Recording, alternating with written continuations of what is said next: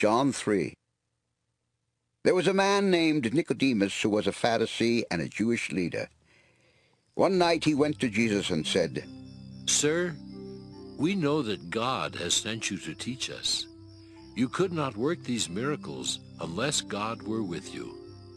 Jesus replied, "I tell you for certain that you must be born from above before you can see God's kingdom." Nicodemus asked, "How can a grown man ever be born a second time?"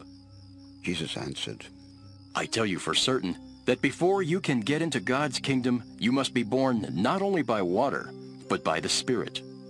Humans give life to their children, yet only God's Spirit can change you into a child of God.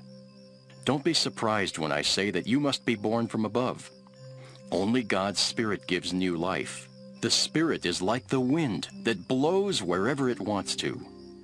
You can hear the wind, but you don't know where it comes from or where it is going." "How can this be?" Nicodemus asked.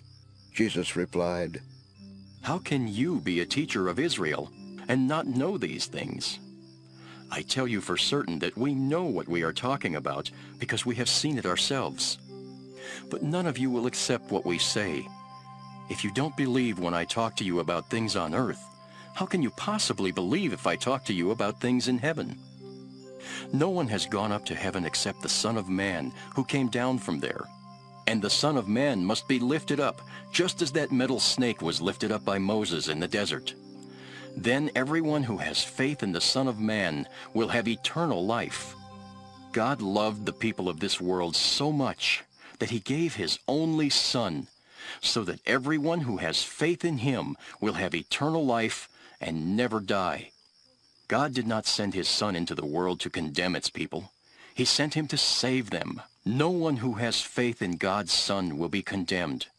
But everyone who does not have faith in him has already been condemned for not having faith in God's only Son. The light has come into the world, and people who do evil things are judged guilty because they love the dark more than the light.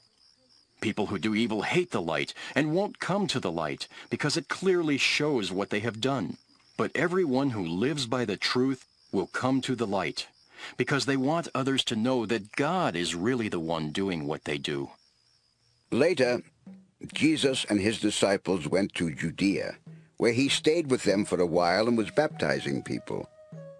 John had not yet been put in jail.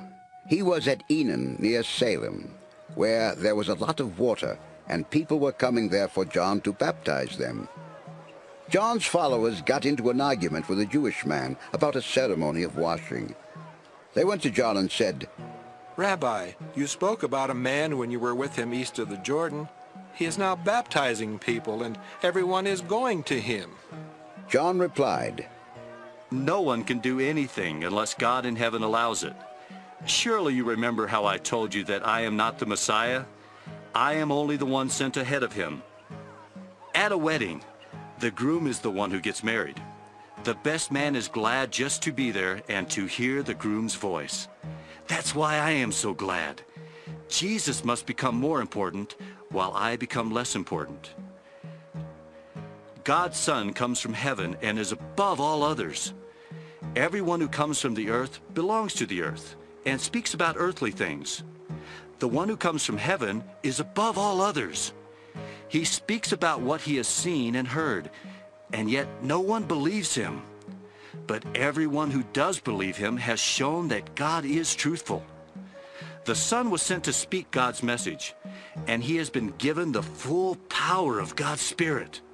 The Father loves the Son and has given him everything. Everyone who has faith in the Son has eternal life.